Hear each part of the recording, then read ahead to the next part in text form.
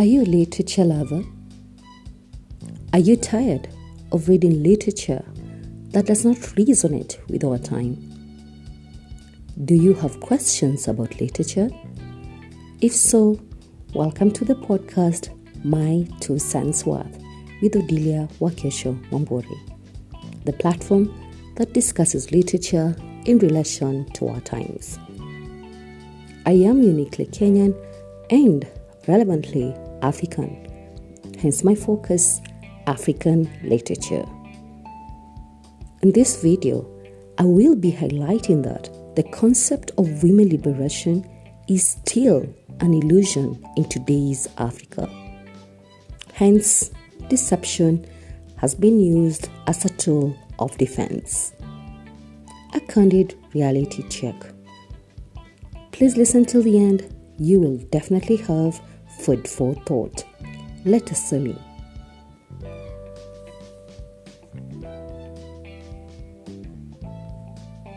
As we proceed on with this concept of women liberation and the idea of deception, ladies and gentlemen, I must share with you a piece of female deception research that I bumped into just recently.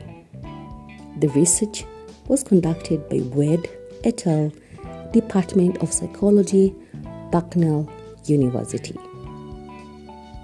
Firstly, and I quote, "Women employ deceptive tactics in order to align with males' preferences." End quote. Is this a question of women liberation? Secondly, previous research by Camille 1991 discovered that deception typically involved women altering their physical appearance, altering the appearance of their body through behaviors such as wearing facial makeup and exaggerating their hip movements while walking, and withholding their age. End quote. Consistent to this thinking, do you think that the concept of women liberation is entirely disfigured? Or do you actually agree that deception is a tool of defense when we speak of liberation? Weirdly enough, you won't guess it. This so-called alteration of physical appearance by women is purely motivated by males' general preferences for what or how attractive and youthful looks like. A moment to take some gasp of air.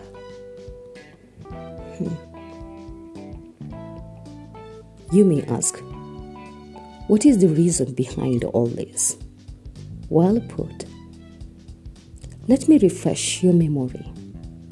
My proposition is the concept of women liberation is still an illusion in today's Africa. I then put forth that the reason for this is that deception has been used as a tool of defense by women in putting a facade of how well they are happily living. A perfect picture of their utopian families, right? This is where I welcome you in, my dearest listener. Kindly take a quick look down your memory lane or backtrack the stories you have heard on the countable ways of how women really are taking on deception. Please share some of them here on the comment section below. I'll be waiting to read them. Oh, I have just remembered. Have you watched the Kenyan series Single Kiasi? I bet you should. This will really make you empathize with what we women go through in order to fulfill some socioeconomic and cultural expectations. Therefore, we seek after deception to shield us from the misconception of quote-unquote playing victims.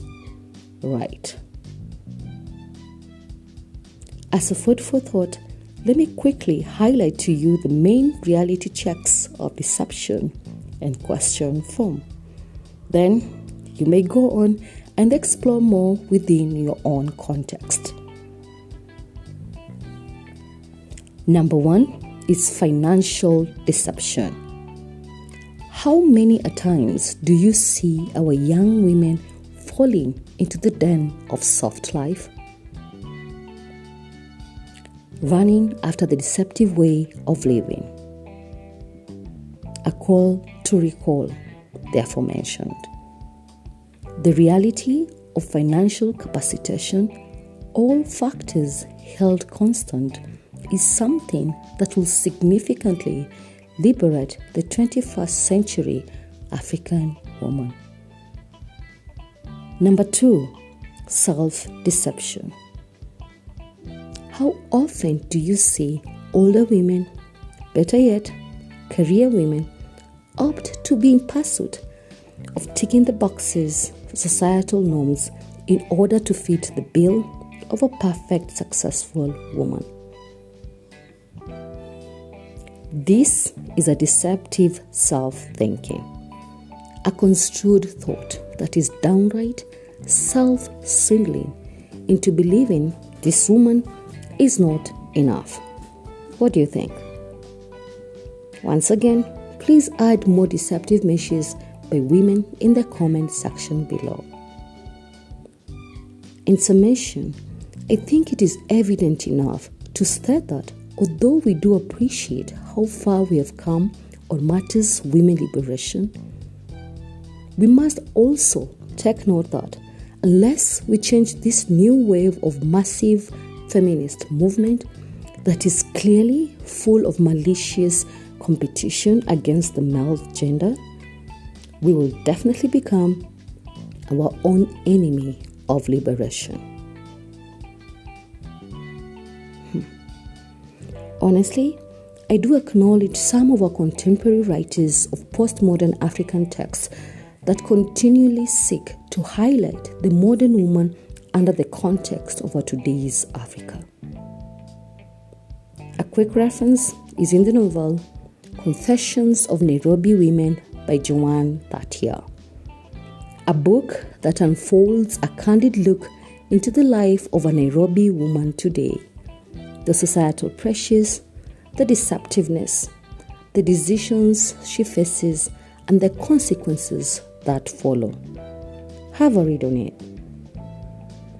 It is thus high time to reconsider, to retrace our footing, to recollect our individual selves in deliberately defining what the concept of women liberation really means. And it is in so doing that we will actually experience the ultimate liberation. That's all I have for you today. Kindly subscribe and share this podcast with your family and friends. Thank you and see you next time. Bye.